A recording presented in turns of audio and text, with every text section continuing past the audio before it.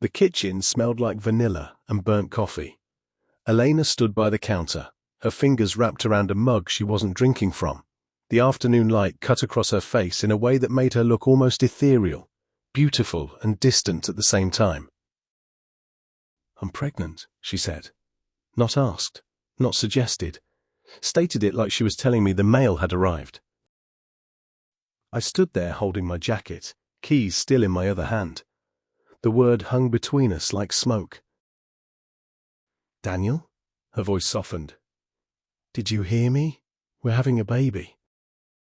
I heard her, every syllable, but my mind had already travelled somewhere else, to a manila folder in my office drawer, buried under tax documents and insurance papers.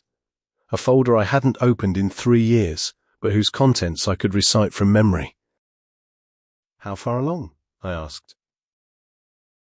8 weeks. I wanted to be sure before I told you." She set down the mug and moved toward me, reaching for my hands. Her palms were warm, slightly damp.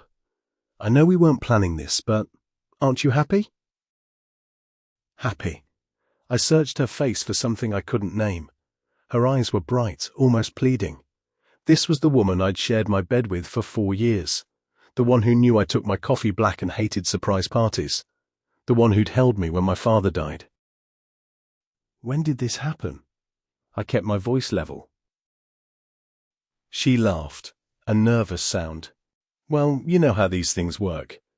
Probably that weekend we went to the coast. Remember the little cabin?" I remembered. Late September, fog rolling off the ocean, her skin warm against mine under heavy blankets. We'd made love slowly that morning, her body moving above me as dawn crept through the curtains, her hair falling across my chest afterward as we lay tangled together. But I also remembered something else. "Elena, I set my keys on the counter carefully. I need to show you something." Her smile faltered. "What do you mean?" I walked to my office, hearing her footsteps follow. The drawer stuck as it always did, and I had to jerk it twice before it opened. The folder was exactly where I'd left it, cream-colored and ordinary-looking. Inside were 3 pages. Medical letterhead from Cedar Grove Fertility Clinic. Dr. Michael Preston's signature at the bottom of each one, dated April 2021. I handed them to Elena without a word. She read the first page, then the second. Her face went pale, then flushed pink. When she looked up, something in her expression had changed, shifted from confusion to something sharper. "Daniel, these are old. Tests can be wrong, or things can change." "No." I kept my voice steady. "Not in this case. I had 3 separate tests done over 6 months. The damage was from the chemotherapy when I was 19. Complete azoospermia. 0 sperm count, Elena. Not low. 0. The papers trembled in her hands. "So when you tell me you're 8 weeks pregnant," I continued quietly, "I only have one question." I watched her throat move as she swallowed. "Who's the father?" Elena's mouth opened, closed, opened again. The papers slipped from her fingers and scattered across my desk like fallen leaves. For a moment, we both just stared at them. Those clinical words that had once devastated me now serving as undeniable evidence. "It's yours," she whispered, but there was no conviction in it. The tests, they must have been wrong. "Elena." Or maybe it's a miracle. These things happen, Daniel. I read about. "Stop." I didn't raise my voice, but the word cut through her rambling. "Please, just stop." She sank into my desk chair, her hands covering her face. For several long moments, the only sound was the clock on the wall, each tick marking seconds that felt like hours. When she finally spoke, her voice was muffled behind her palms. "It wasn't supposed to happen like this." Something in my chest went cold and heavy. "How long?" "Daniel." "How long, Elena?" She lowered her hands. Her makeup had smudged, dark crescents beneath her eyes. She looked smaller somehow, diminished. 6 months, maybe 7. 7 months. I counted backward through seasons, through moments I'd thought were hours alone. The summer barbecue where she'd been on her phone constantly. The work conference she'd extended by 3 days. All those late nights at the office, coming home smelling of wine and excuses. Who is he? She shook her head. Elena, you owe me at least that much. Nathan, she breathed. From work. He's a project manager. We worked late together and it just happened. I tried to end it. I swear I did, but you kept fucking him. The profanity felt foreign in my mouth, sharp and bitter. For 7 months, in our bed? Her eyes widened. No, never here. I would never. Oh well, thank God for your moral boundaries. I laughed, a harsh sound that didn't feel like it came from me. You cheated on me for half a year, got pregnant with another man's child, and tried to pass it off as mine. But at least you had the decency not to use our sheets. Don't. Tears spilled down her cheeks. Please, Daniel, don't do this. Don't do what? Don't be angry that the woman I love is carrying someone else's baby? Don't feel betrayed that you looked me in the eye and lied? I turned away from her, my hands gripping the edge of my desk until my knuckles went white. Through the window, I could see our neighbour's garden, flowers blooming in neat rows. Everything out there looked so normal, so untouched by the devastation happening inside these walls. I love you, Elena said behind me. I know you don't believe me right now, but I do. Nathan was a mistake, a huge, terrible mistake. But what we have is real. I turned to face her. What we had was real, past tense, because the woman I loved wouldn't have done this. She wouldn't have lied. She wouldn't have tried to trap me into raising another man's child. I wasn't trying to trap you. Then what were you doing? My voice rose despite myself. What was your plan here, Elena? Were you going to let me believe the baby was mine? Were you going to let me bond with it, raise it, love it, never knowing the truth? She stood abruptly, the chair scraping against the floor. Yes, okay. Because you would have been a wonderful father, and the baby would have been loved, and we could have been happy. The admission hung between us, raw and terrible. Does he know? I asked quietly. Nathan, does he know you're pregnant? Elena's silence was answer enough. Jesus Christ! I ran my hands through my hair. Does he even know you're married? He knows. And he's okay with this? With you pawning his kid off on your husband? He doesn't want to be a father. He made that clear from the start. I almost laughed again. The absurdity of it all. Her lover didn't want the responsibility, so she'd decided to give it to me instead. Like I was some kind of consolation prize, some backup plan for when her affair got inconvenient. Pack a bag, I said. What? Pack a bag, Elena. Tonight, I want you out of this house. She moved toward me, reaching out. Daniel, please. Can't we just talk about... I stepped back, avoiding her touch. If she put her hands on me right now, I wasn't sure what I'd do. Not hurt her, never that, but maybe break. Maybe crumble. And I needed to stay intact long enough to get through this. There's nothing to talk about. You made your choices. Now I'm making mine. The house felt cavernous after Elena left. She'd taken 2 suitcases. I heard her moving through our bedroom, opening drawers, the closet door sliding on its track. I stayed in my office, staring at those medical reports, wondering how something that had once represented my greatest loss had become my only salvation. When the front door finally closed, the silence rushed in like water filling a vacuum. I sat there until the light faded, until the room grew dark around me. At some point, I realized I was crying. Not sobbing, just tears running down my face in steady streams, my body purging something I couldn't name. My phone buzzed. Elena's name on the screen. I'm sorry. I'm so sorry. I deleted it without responding. 3 days passed in a blur. I called in sick to work, spent hours lying on the couch, staring at the ceiling. Friends texted. I ignored them. My sister called twice. I let it go to voicemail. Food appeared in my refrigerator somehow. I thought maybe I'd ordered delivery, but couldn't remember doing it.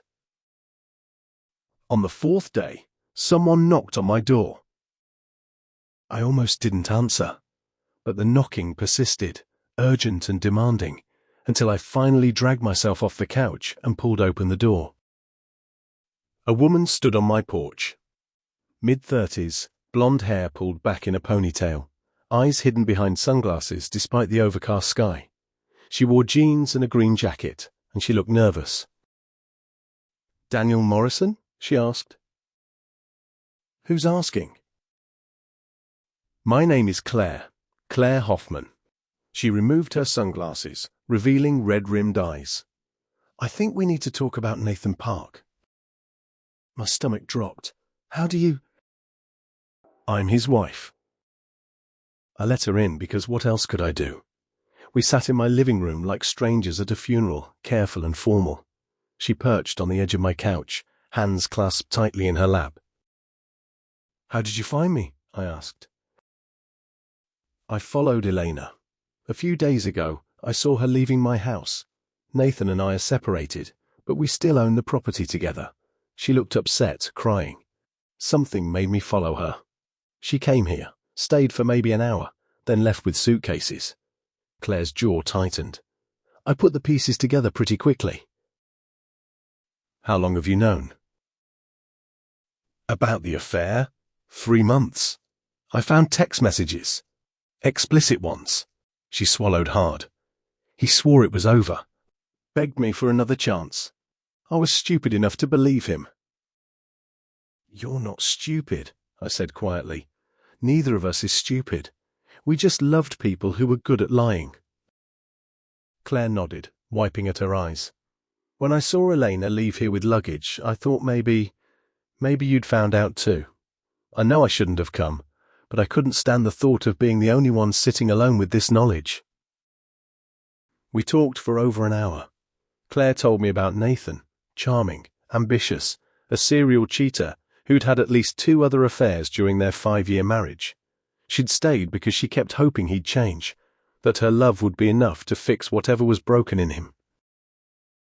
"Did he tell you about the baby?" I asked finally. Claire's eyes widened. "What baby?" So she didn't know.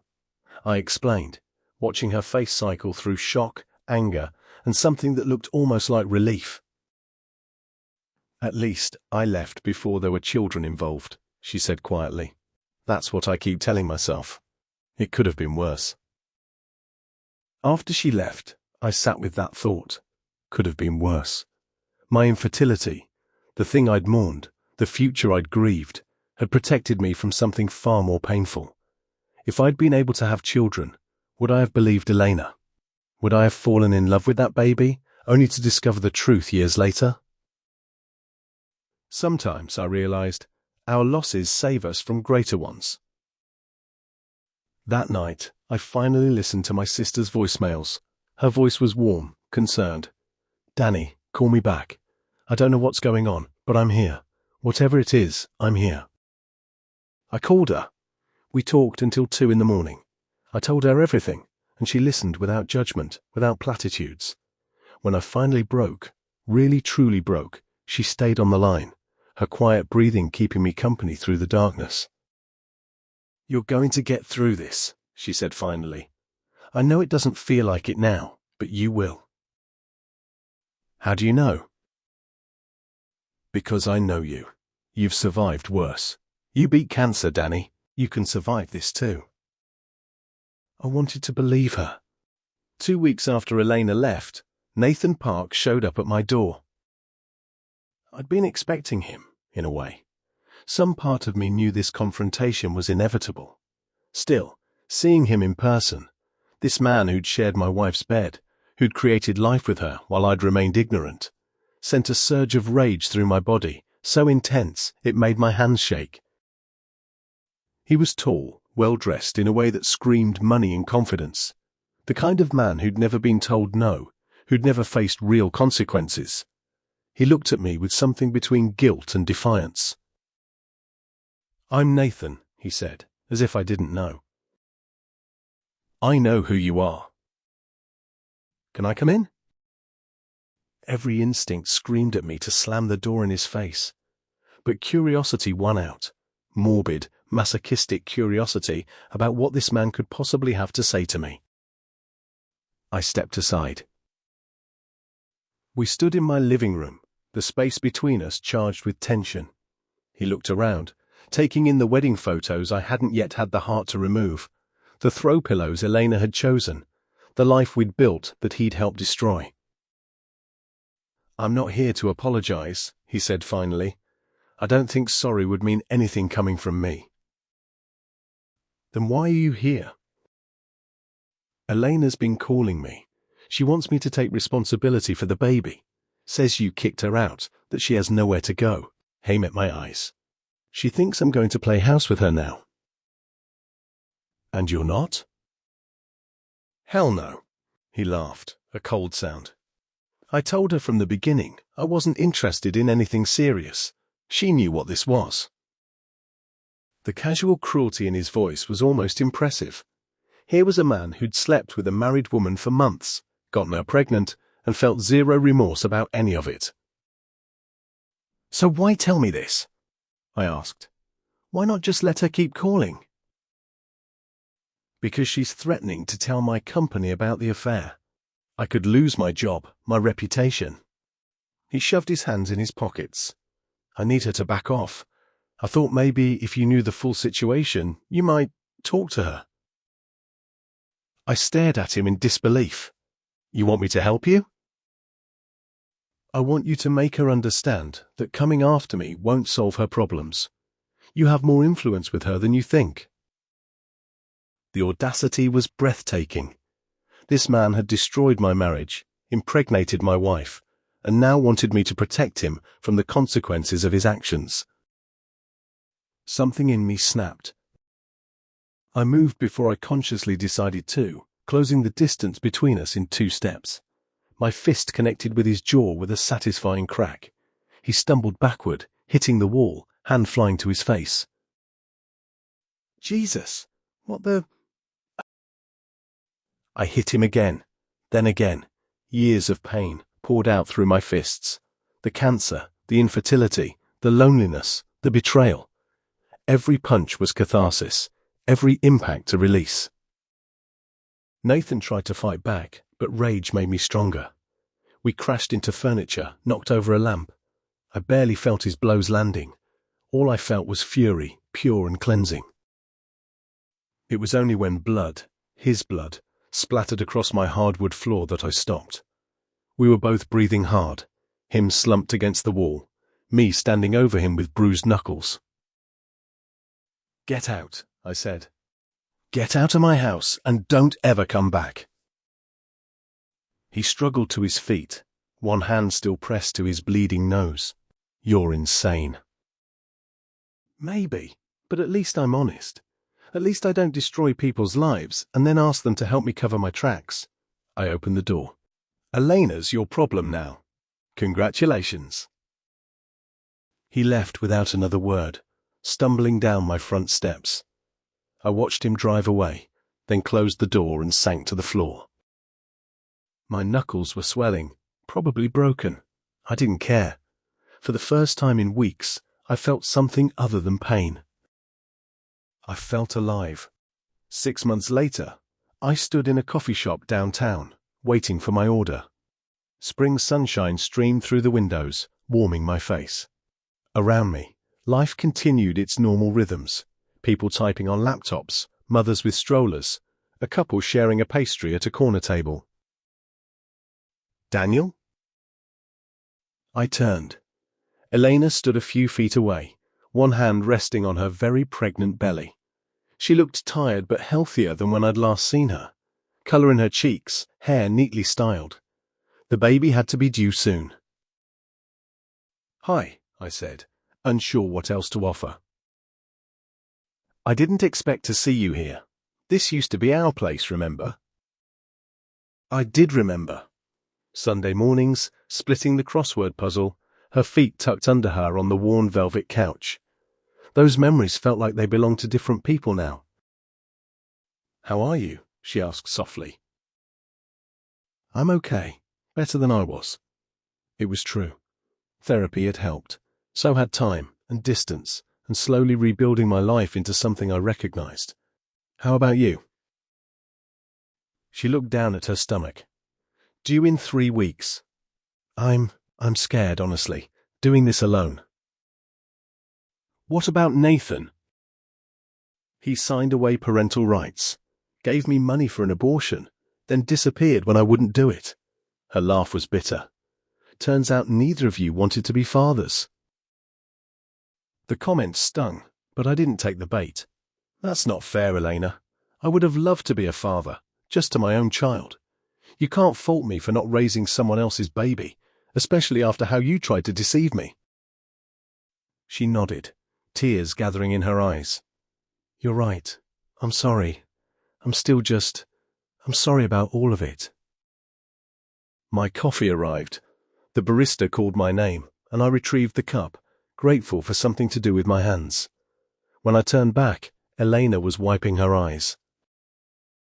"I signed the divorce papers," she said.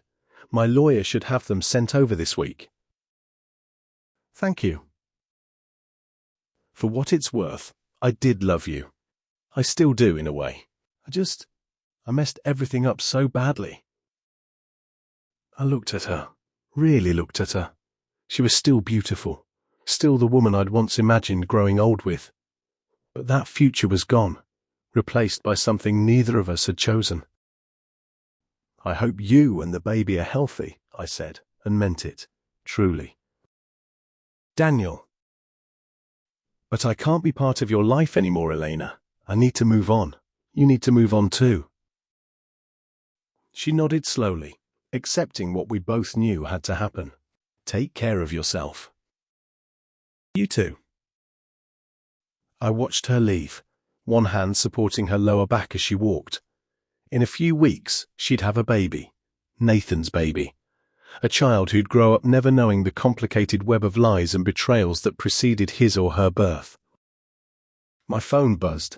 A text from Amy, the woman I'd been seeing for the past 2 months. Nothing serious yet, but promising. She was funny, kind, honest about her own past mistakes and scars. We were taking things slow, both of us cautious but hopeful. "Still on for dinner tonight?" I smiled, typing back. Wouldn't miss it. As I left the coffee shop, I thought about the medical reports still tucked in my desk drawer, the papers that had inadvertently saved me from a lifetime of deception.